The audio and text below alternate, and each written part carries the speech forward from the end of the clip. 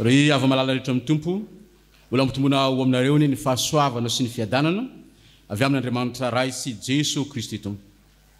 Raisiko ampitiavana sy ampanontrenitena ny ananako anjara ray ny fitaterana ny afatra Andriamanitra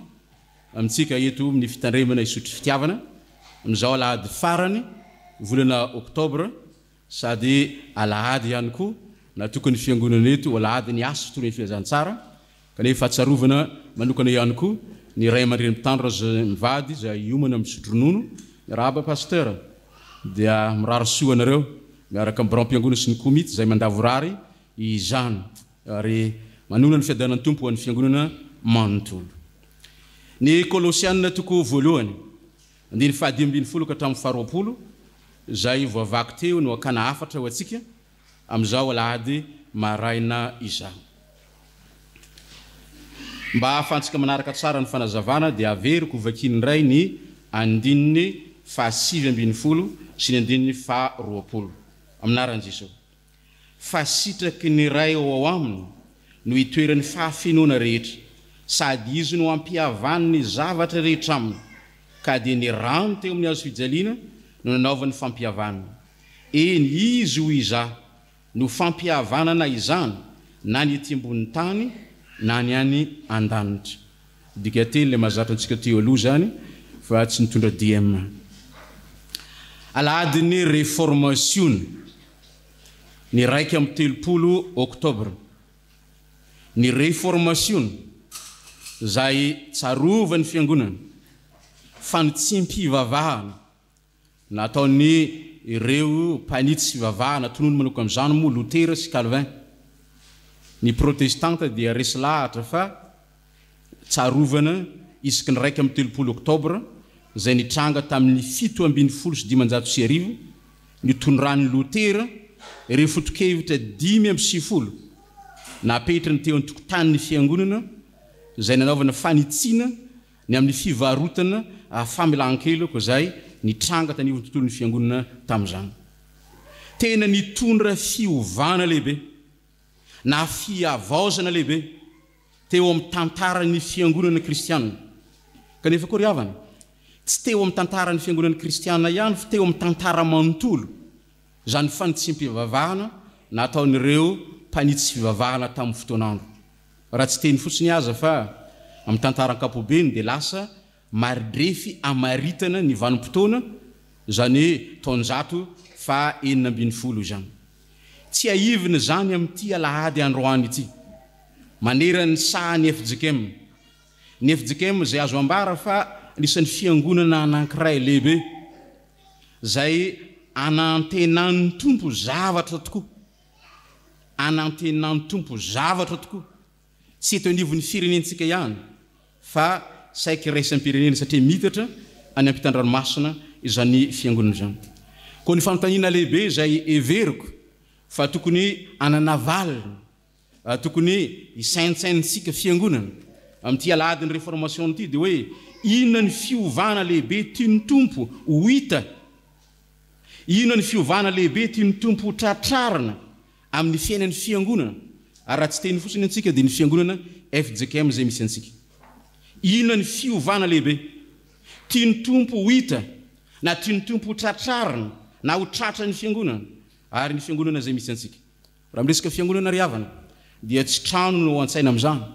fa olona amin'ilay teny fototra grika hoe eklesiala fiangonan'ny olona voantso ao amin'ny tompo. Ny synode lehibe fa 7:10 tanterahana tany Sambava ary ny fiaonambeny AFF ny sampanasa asotoana filazantsara tany Manakara zay samy ny fampizara lay fahatsapana fa misy banga eo amin'ny fijery ny asa misiona. Alahady ny AFF any asa fitoana filazantsara androany dia tsy lina manokana zany zay. Misy banga eo amin'ny fijery ny asa misiona. Mety azo tohizana koa misy lesoko eo amin'ny fomba fampitana ny afatra ny ten'Andriamanitra zay tsy maintsy aremy ny fiangonana. Ary zay moa ny réformation fiangonana voahitsy ahitsio ny fivavahanao. L'église réformée réforme-toi. Tadidy ny zanaky ny réformation rehetra zany. Na amin'ny fampitana toroteny ary azagaga ianao orina kely ao satria miezaka anatsara ny fampitana ny afatra zany sehatra miasa fotoana ny filazantsara zany mba ho tena tonga ny kristianina mody eny an-trano tokoa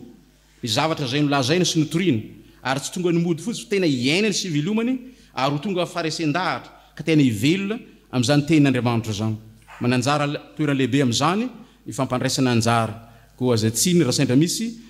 sady toroteny endrika fampianarana no ataoko androany zao isika riavana androany zao isika ho anao zay manatrika zao fanompom-piavahana zao dia taomina anana fijery vaovao ny amin'ny azo fijaliany Jesosy Kristy ino izy teo taomina anana fijery vaovao amin'ny azo fijaliany Jesosy Kristy ina moa zany raha mamaky zao perikopy zao riavana andao hoe mba iverentsika ny andininy faharoapolo teo tsika rehetra miara mamaky azo na rantompo sady izy no ampihavaniny zavatra rehetra aminy ka dia ny ranitra eo amin'ny azo fijaliana no naovan'ny fampihavanana eny izy ho izaho no fampihavanany zany na ny ety ambony tany na ny any an-danitra ny azo fijaliany Jesosy Kristy dia fampihavanana ny zavatra rehetra ny mazatra antsika riavana raha vao mijery ilay azo fijaliana io zao raha mibanja ny azo fijaliana sika dia ny azo fijaliana dia mampihavana ny olombelona amin'Andriamanitra zay moa tsy anjery tany amin'ny sekolady mortadidiko mola kely hoe io lay midiny io zany dia mampihavana olombelona amin'izy amin'Andriamanitra dia lay mitsivalana izy zany dia mampihavana olombelona samy olombelona tsy diso zany fa tsy ampy fa tsy zay ihany fa io azo fijaliany Jesosy Kristy io dia mampihavana ny olombelona koa amin'ny voary ray manontolo amin'ny voary ray manontolo nefa mialohan'ny idirantsika amin'ny votoatiny ny afatra dia tsara ihany tsy aiviny fa maninona moa manao an'izany Andriamanitra tamin'ny fanerahany ny zanany lay tokony di Jesosy Kristy fa maninona manao an'izany Andriamanitra fa ino ny zavatra misy ary ino zavatra nitranga mamerina antsika mitodika amin'ny tantarany olombelona mihitsy tany ambolohany nge tsara ny fiainany zanak'olombelona fahasambarana tretrika zany ny aina tamin'izany saedeny zany fa rehefa lavo ny otana zanak'olombelona dia nikorontana ambony ambany zao tontolo zao izao rehetra zao rava le fifandraisany tamin'Andriamanitra Adamo aiza moa ianao ny afina rava ny fifandraisana samy olombelona izy mivady Adama sy Eva dia nifanilika ny fanometsiny ary rava ny fifandraisana tamin'ny voary lay vehivavy dia lay Eva dia nanometsiny ny bibilava ary aintsika mitoko fahatelo amin'ny Genesis fa lasa nisy tsilo ny tany ka ny atsimbony tavanao no inananao anina tantara tsy azo adinoantsika zany zay atsapana fa misy zavatra rava misy zavatra simba misy zavatra mila aremina sy amboarina eo amin'ny fiainan'ny voary zay nataon'Andriamanitra ary manana anjara toerana lehibe amin'izany isika olombelona lay zavaboary nataony ambony indrindra zavatra telo lehibe no avohitra miainga avy amin'izao perikopy zao ny voalohany ny azo fijaliany Jesosy Kristy dia mampihavana antsika olombelona amin'Andriamanitra ino izy teo mampihavana antsika olombelona amin'Andriamanitra navitany Paoly apôstôly tononkira mihitsy zany raha mamaky ny andininy fahadimy ambin'ny folo sika ka hatramin'ny andininy faharoapolo dia miverimberina ilay hoe izy no endrika Andriamanitra tsika ny lahy matoa talorana zao zavatra rehetra zao fa atao aminy no aharina ny zavatra rehetra ny an-danitra sy ny ety ambony tany dia ny hita sy ny tsy hita na ny fiandrianana na ny fanjakana na ny fanapahana na ny fahefana izy no naharina ny zavatra rehetra sady ho azy zany ary izy no lohan'ny zavatra rehetra sady eo aminy no aharetany zavatra rehetra ary izy no lohan'ny tena dia ny fiangonana izy no voalohany dia ny lahy matoa tamin'ny maty mba ho lohany amin'ny zavatra rehetra izy miverimberina izy lay Jesosy Kristy io Jesosy Kristy io zany no mampihavana ny zavatra rehetra anatin'izany lay olombelona voalaza manokana moa hoe na ny ety ambony tany na ny an-danitra raha petraka mifantany ino keny ny an-danitra any dia nohona fahampome valintsika Andriamanitra raha miresaka ny lanitra ny soratra masina dia tontolon'Andriamanitra zany sy nireo mpanompon'Andriamanitra raha tsy teny fotsiny aza afa-tsy ny anjely Jesosy Kristy no nahatanteraka zany fihavanana zany raharava le fifandraisan'ny olombelona tamin'Andriamanitra dia niezaka ihany Andriamanitra amin'ny tantara moa raha fitinina dia hoe nisy ilay fahalavona kanefa tsy navelan'Andriamanitra tamin'ny fahalavona fa naniraka ny mpanompon'Andriamanitra tany amin'ny Abrahama dia zanak'Israely izay ataon'Andriamanitra fanavotana hitondra famonjena ho an'izao tontolo izao dia nampianarina anamboatra fihavanana namakitsika tamin'ny Ezekely toko 7:7 teo raha vao misy fahotana zany dia tsy maintsy manao fanatitra zany zay tsika kehitriny mantsy dia tsy manao an'izany intsony fa tamin'izany isaky ny fahotana dia tsy misy fanatitra zay fanatim-pihavanana ampihavanana amin'Andriamanitra mba hitondra ilay fifandraisana ary aty amin'ny tontolon'ny testamenta vaovao dia Jesosy Kristy mihitsy ilay fanatitra mazava be ary fanahy iray ihany moa miasa na ny afatra ho an'ny ankizy teo sy izay ho resahana fa lay Jesosy Kristy nandatsaka ny rano tamin'ny hazo fijaliana iny mahatonga fihavanana manome ny aina manome ilay fahavelomana ho antsika ka vitan'i Jesosy Kristy reto ry havana dia tsy mpihina manokana tsy misy fanatitra hafa azo anteherana intsony amitrana fihavanana amin'Andriamanitra afa-tsy ilay nataon'i Jesosy Kristy tsy afaka manao fanatitra tsony hoe mbola tapahina indray ny ozony efa lasa ny ozona rehetra ho inirantsika rehefa mihirany Pasika fa vitan'i Jesosy Kristy ary lazainy 9:20 azy fa sitraky ny ray ao aminy no hitoeran'ny fahafinoana rehetra le hoe feno eto dia tsy ampina intsony fa ampy tanteraka le nataon'i Jesosy Kristy izany no tombony lehibe ho antsika mpandray ny fanasan-tompo ny volana oktobra moa dia ambarany maro fa hoe ray volany mpandray fanasan-tompo taloha kely tao ny volana septambra dia ray volan'ny batisa ka manana tombony lehibe ny mpandray fanasan-tompo satria vita fihavanana amin'Andriamanitra izy dia te ampahery anao eto hoe za tsy mpanangatanana fa valio aneritreritra hoe iza no efa mpandray ny fanasan-tompo mino afa maro no afaka maly hoe anatiny izy kanefa koa zo apetraka ny fanontaniana hoe iza no mbola tsy mpandray ny fanasan-tompo dia afaka eritreritra ao anaty maninona moa raha mifampahery kely tsika vonao mpandray fanasan-tompo fanakaiky zany dia aloha mba fampahery tsika fotoana réformation tahaka an'izao ifampaherezana ary zany antony famangina na dia ny-tany lavitra azo atongavana hoe sambatra ny antsika mpandray fanasan-tompo hoe raha samy mpandray zao lainareo fanakaiky eo afaka mifampitazana kely miteny an'izay hoe sambatra ny isika mpandray fanasan-tompo io hoe raha mbola tsy mpandray ny namanao dia ianao koa iriko mba ho sambatra ho mpandray fanasan-tompo rahatra zay raha tsy mpandray ny namanao akaikinao io fa sambatra zany mpandray fanasan-tompo zany sambatra satria manana antoka lehibe le amin'ilay famonjena zay nataon'Andriamanitra amin'ny Jaona toko 9 teo ry havana 4:50 zay mihinana ny nofoko sy misotro ny rako no manana fiainana mandrakizay ary zaho anangana azy amin'ny andro farany azo antoka zany ho anao mpandray fanasan-tompo aza misalasala intsony azo antoka zany ny anananao le fiainana mandrakizay azo antoka zany nitsangananao amin'ny maty rahatro zay ngamba tsy itsony ngamba kehitriny hoe avy mandray fanasan-tompo ny mpandray dia mba manao tombanezika ny mpitandrina ely antokotany hoe ianao ve zao voavonjy sa tsy voavonjy asa ngamba tsy isanao an'izany intsony fa samy resy lahatra fa hoe tena fa manana fiainana mandrakizay fa efa azo antoka satria lay Jesosy Kristy lay naseho tamin'ny mofo sy ny divay lay nohaninao lay ao anatinao no miantoka ny fanana zany fiainana mandrakizay zany dia azo antoka zany fiainana mandrakizay hitsangana amin'ny maty omen'Andriamanitra fiainana ianao dia afaka mifampiarahaba tsika hoe arabaina ianao lay finomen'Andriamanitra fiainana satria ianao lay vita fihavanana amin'Andriamanitra vita fihavanana amin'Andriamanitra ianao ry havana ny afatra ampiarana an'izay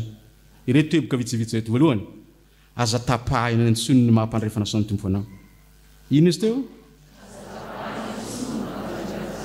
na inona antony na inona zavatra am'trango ataovy tena voalohany ataovy ambony lay fanasana ataon'Andriamanitra eo amin'ny fiainanao perikopa taloha kely tao manso matsy misy zavatra nanahirana ihany hoe tao lay marobe zay nasaina fa lay invité spécial tsy afaka nanatrika lay fanasana fa lay nitsimponina temoron-dalana no afaka nanatrika malasa eritreritra zany ianao lay nahazo fanasana manokana satria ianao lahy fa vita fanekena vita fiavanana amin'ny fiteny morontsiraka dia vita fatidra amin'ny Jesosy Kristy koa aza tapahina intsony zany aza takalo zavatra hafa intsony zany ary meo lanja ho fiainanao ny mampandray fanasan'ny tompo anao ary zay lahy lohevitra voizintsika tsotry fitiavana amin'ny taonjobily ny mpitandro hoe miverena amin'ilay fitiavana voalohany takan'ilay redareda ilay anao nahafana fo iry fetiny zany fifalinana zany voatokana ho mpandray fanasan'ny tompo tamin'ny fotoanandro dia tazony zay teboka faharoa ampiarana any zany dia zao aza mangatakandro ntsony ianao raha mbola tsy mpandray fanasan'ny tompo ny feno 7 taona za zao tsy ampitsangana fa ianareo no mahafantatra izy zao hoe efa feno 7 taona nefa mbola tsy mpandray izao aza mangatakandro ntsony ianao tsy fantatrao ny andronao ny zavatra misy sy mitranga amin'ny fiainana ankehitriny dia manana endrika fiainana apokaliptika ny fiainantsika ankamantatra ny aseho ny ampitso aza mirere ny ampitso na dia ny avokan'io azy tsy fantatrao koa raha raoty ny andro azo anao vantsoa araoty ny fotoana zay anyloranao telo dia mirosoa mianatra katokomena aza lay mpanahy taka ny erikerika tany fotoanandro dia aloha mbola anao la vie mbola anao fiainana eo za zao teny andresy lahatra anao tsy manao la vie anao fa manao la mort milalao fahafatesana ny olona manarampo amin'izao fiainana zao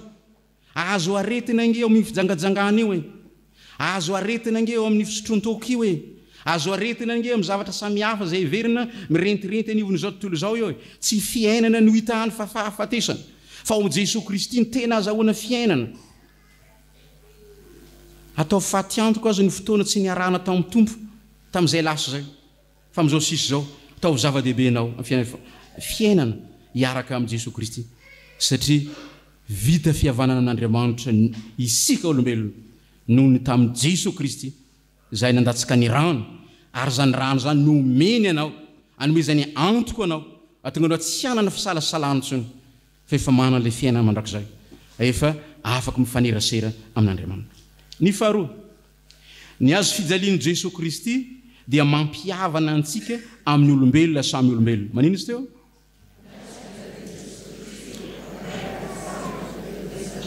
Mampiavana antsika amin'ny olombelona samy olombelona.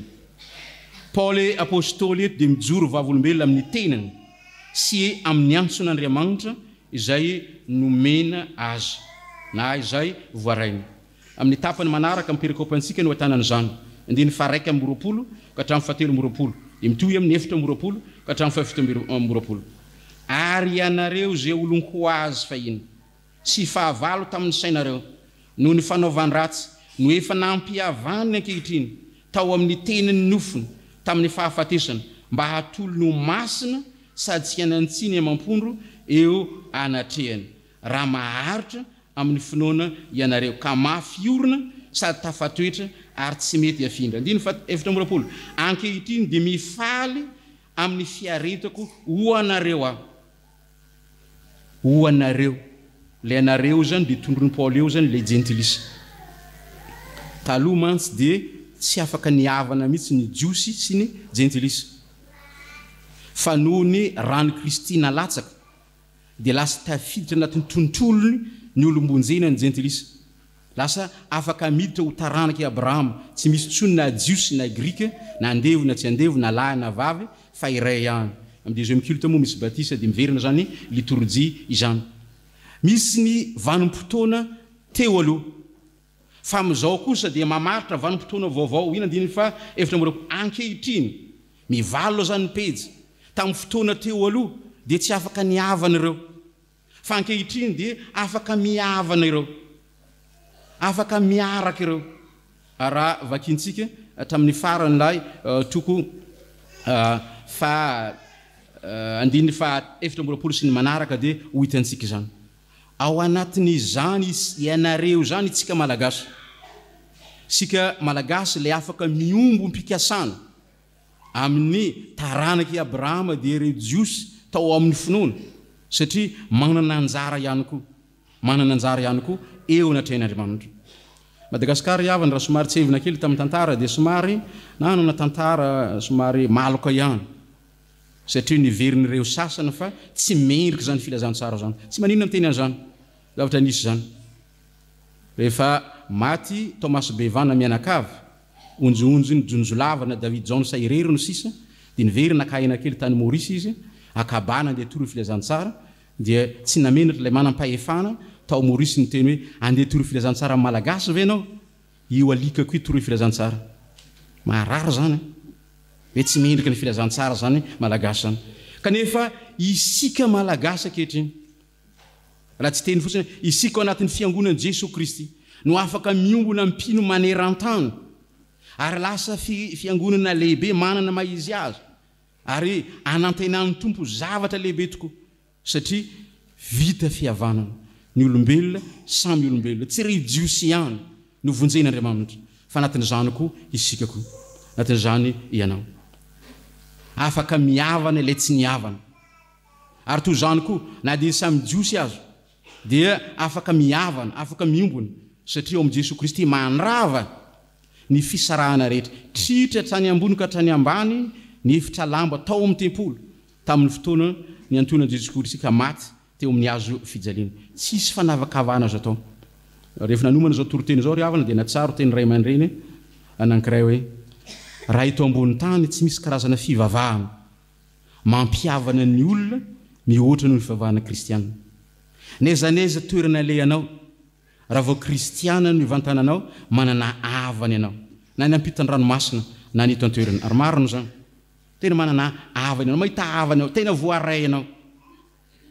satria mampiray mampiavana antsika ry ava malala rehetra amin'ny tompo iniako ampiasaina sy averimberina hoe ry ava malala rehetra amin'ny tompo avako ianao mpiavana isika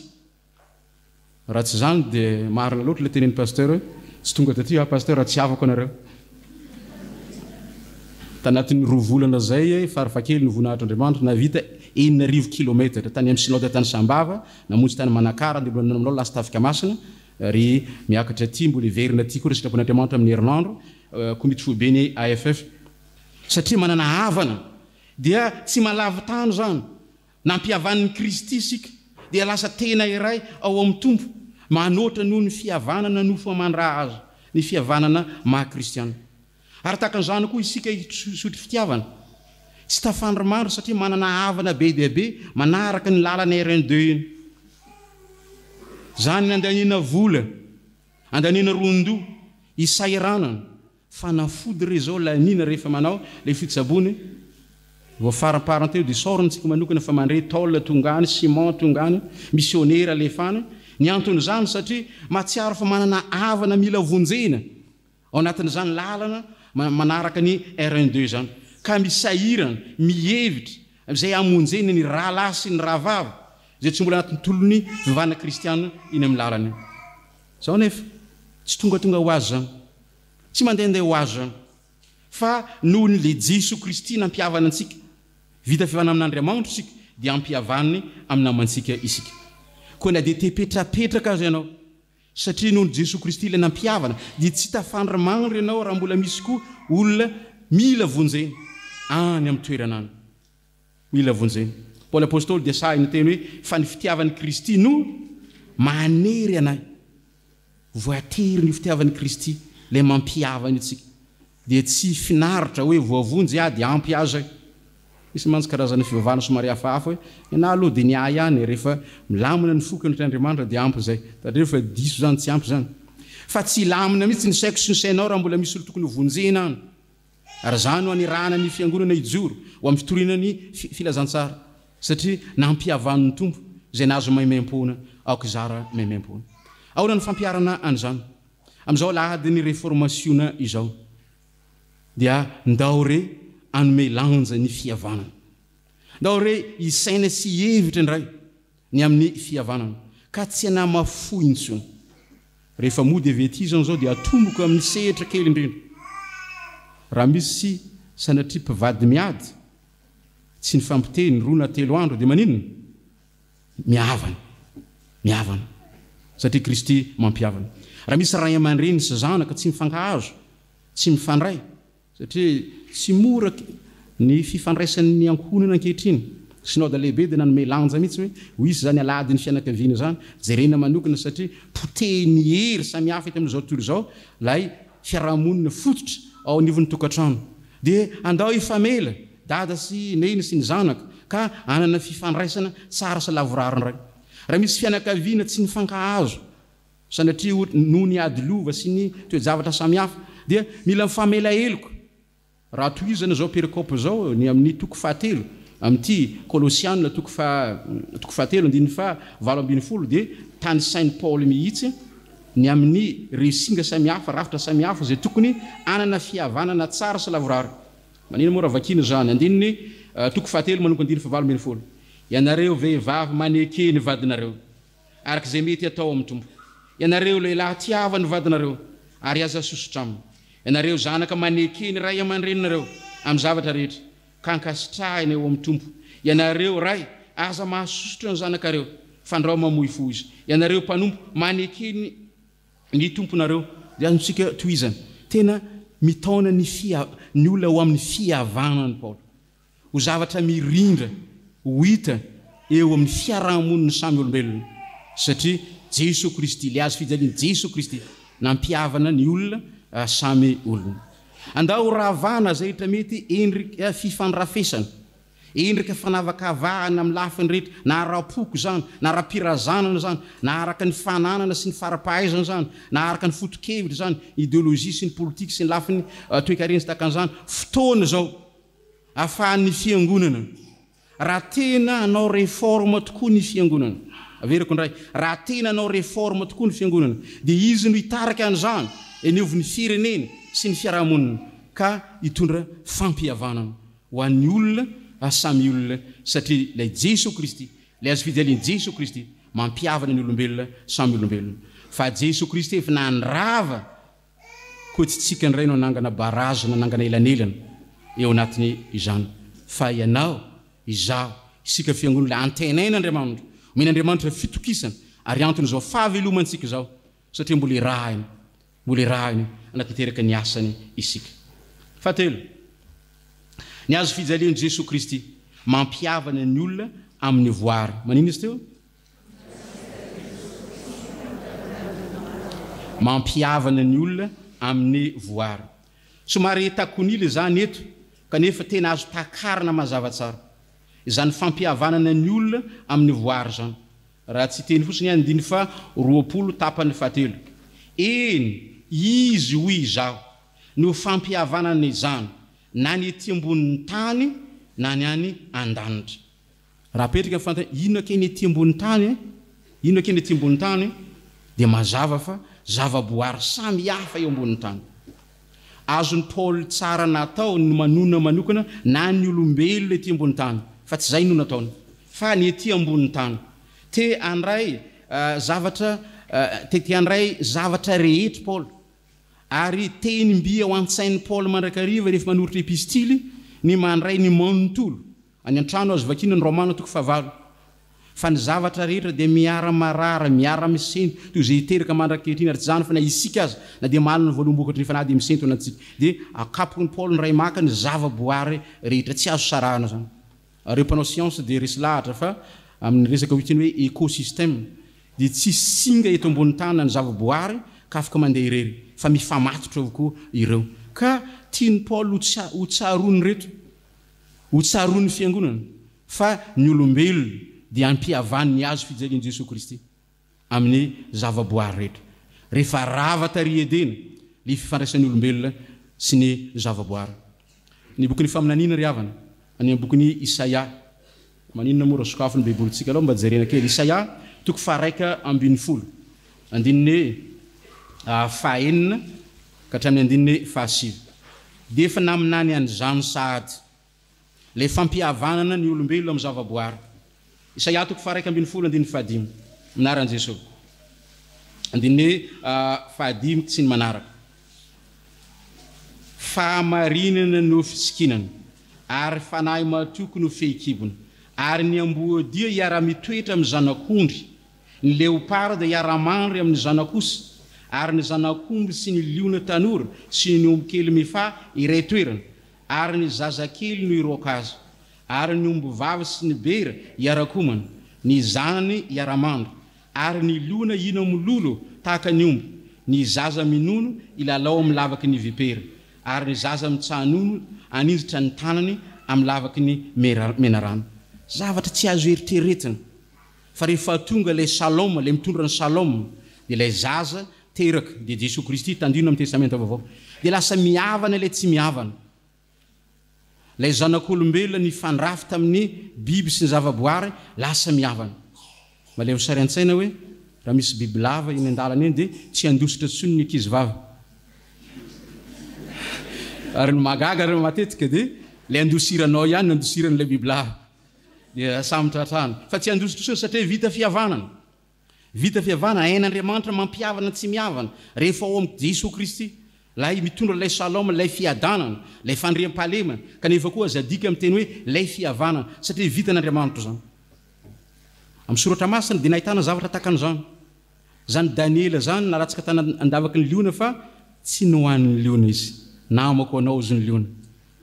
Tsy nohan'ny liona izy. Dia takan'izany natao anaty lafaoro misy afo, tsy nohan'ny afo izy. Dia natsiaro eto ranomana zao torotena zao hoe zavatra mitranga rehetrarehetra amin'ny tafika masina atao reo zany tsy anganona rirarira fa tena raha soratra masina. Misy ny joro vavolombela zao tany manakara fa namakilay tamin'ny faritra iny tsy mora. Dia olona mitazona ilay ody mahery tao amin'ny tanàna. Reo voay anaty rano zao miaramila anay daholo reo rantsonay reo dia tonga dia mivoaka mihinana. Ty lalana ty tsy piko lakrety aza miampita an'ity anareo. Fa raha vao mimpita amin'ity anareo dia miakatra daholo voay anaty rano ao ihinana anareo. Raha ianao zao mpanao tafika masina andeha tsy andeha. Iampita an'ilay toerana ny tsipina. Fa rehefa nivavaka rehetra, ain'Andriamanitra ny mampangina, ain'Andriamanitra manokombona ny vavany voay. Ary ny aiky tongotra amantanana dia lasa kristianina ny mpanompo satria tsy azo tsy mifandramatra tsony. Andriamanitra mahay mifehy ny voary rehetra rehefa viavana ho aminy. Tany faritra Ambatondrazaka tamin'ny fotoan'andro dia nisy an'izany. Andatsanay varatra ianareo ka raha tsy maty ianareo dia vavaka izay. Raha ianao zao mahazo an'izany dia ino no ataonao? Dia ino tokoa ny vavaka reto dia nataon'ilay fihetsika andro tsara be tsisy rahona iny lasa tahaka misy rahona sady ny forona amin'ny folo amin'ny raika ambin'ny folo. Fa avy teo ny rava ho azy tsy nanina ny varatra azy tsy mamaninina ho an'ny mpanompon'Andriamanitra. Dia toy izany koa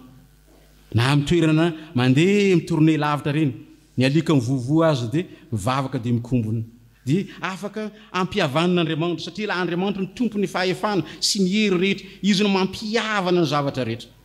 Tamin'ny tantaran'ny fiangonana ry havana dia misy zany fitorian'ny filazantsara amin'ny bibidia zany.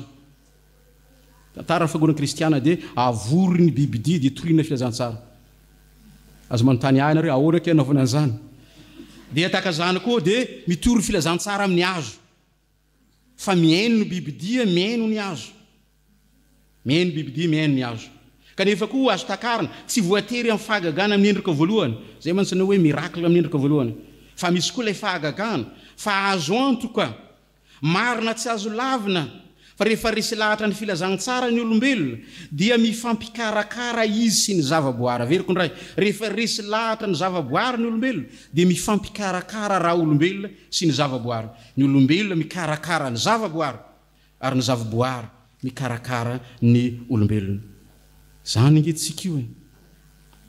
Rehefa karakaraintsika tsara ny biby fiompy satria vita fihavanana aminy tsika, tsy mamonomono fahatany, tsy mijery azy fotsiny, dia lasa manome sakafo ho antsika izy mahazo ronono. Karakaraina tsara ny tantely dia lasa afaka mihina tantely. Tsy piko manokana mantsy reo satria ny mpandinika anankiray dia nanamaraka fa mihina ny romanala isan-taona ho ny fihinanan'ny malagasy tantely sy ronono. Taloha ny taona 20 tany hoany dia mbola malanitra amin'ny 10 litra isan-taona eny olona. Fa rehefa ny ohatra ny taona 2000 dia mihena. Dia zara raha mihinana ronono tsony ny taty aoriana. Takazany koa ny tantely. Dia mbola nihinana tantely. Fa taty aoriana dia zara fa mihinana tantely. Ianao zao afaka mantina hoe 4 litra isan-taona reny tantely laninao dia eo no mahatonga marefo na ny vatana azy. Ary eo no atsapana fa raha voadino adino raha olombelona fa vita fihavanana amin'ny zavaboary izy ka tsy karakaraina zavaboary dia alana io zavaboary baraka izy rehefa tsy karakaraina natramin'ny fako azy dia alana io fako baraka io tsika rehefa tsy karakaraina hatramin'ny zavatra samihafa manodidina antsika azy dia simba hatramin'ny fiainantsika ary zany fisainana zany fisainana sy fihevitra zany io sarina ny fiangonana izay manome lanja ny tontolo iainana tontolo manodidina ny voary ka mametraka pekady manitry ny efitra taona vaovao ndray ny sampanasa azo tourne filazantsara ahatonga ny fiangonana tena izy mihitsy ny loha laharana pitaraka amin'ny fikarakarana zavaboary malasa eritreritra riavana fa ny rivotra iainantsika nefa maloto hoe vidina lafo ny oxygène tamin'ny valanaretana coronavirus eto zany ny rano nge fa ritra any ambany vohitra lavidavitra kely ny reny vohitra eto nipetrahako dia mitantara ny fiarahamonina hatramin'ny lavadrano dia ritra dia tozaniko misy zavatra maro samihafa zay mety tsy tao an-tsaina loatra taloha tamin'ny asa fitoreny filazantsara kanefa tiany tompo amoazana antsika anana fomba fijery vaovao ny amin'ny asa fitoreny filazantsara ny asa misy ona ka ameno zay rehetra banga mila ho adino dia ao anatin'izany ny fanadinoana ny voary manontolo zay ampihavaniny azo fijaliany Jesosy Kristy marana riava fa efa lava zay ino ny fiovana na fiavaozana lehibe tiany tompo hita tiany tompo tratrarina amin'ny fiangonany izay mitondra ny anarana dia ny fiangonany Jesosy Kristy eto Madagasikara amin'izao lahadiny réformation zao valy nomena teo hoe ny fijery ny azo fijaliany Jesosy Kristy vakina tsara ny raha ny soratra masina fa tsy fampihavanana ny olombelona amin'ny Andriamanitra fotsiny tsy fampihavanana ny olombelona samy olombelona fotsiny fa fampihavanana ny olombelona amin'ny zavaboary mampihavana antsika olombelona amin'ny Andriamanitra efa vita fihavanana amin'ny Andriamanitra ve ianao vita fanekena tamin'ny rano ve ianao asa tapahina antsony amafiso zany ifalio satria vita fihavanana amin'ny Andriamanitra ianao mampihavana ny olombelona amin'ny samy olombelona raha vao ny adala raha vao ny fandrafesana mihavana ny ray aman-dreny sy zanaka mihavana ny mpivady mihavana ny fianakaviana mihavana ny fiarahamonina mampihavana ny olombelona amin'ny voary ndao karakaraina indray ny tontolo iainana Calvin ilay anisan'ny réformateur niaraka amin'ny Lutera dia sahy ny teny anatin'ny eviteny ny boky izay soratana dia hoe ny liturgie voalohany dia ny Genesis toko faharoa andiny fahadimy ambin'ny folo iasy tandriny sa fa firy amin'ny olona sisa matsiaro an'izany ankehitriny fa rehefa nao liturgie dia tia mipilipitra ampiangonana izay fa lay fiainany andavanandro mifandray amin'ny tontolo andavanandro dia iveriny tsy fanompoana an'Andriamanitra dia zay no mahatonga fahasimbana ka rehefa lahady mafinaritra ny tony anjely rehefa latsinainy dia tsy haitsony ny tony iovana zany fomba fijery zany satria irain'Andriamanitra ary manana adidy sy andraikitra eo anivon'ny tontolo isika izy hoy izaho hoy Paoly apôstôly no fampihavanana ny zavatra rehetra n'Andriamanitra heriny voninahitra ho antsika miaraka ariva ny fahasoavana amen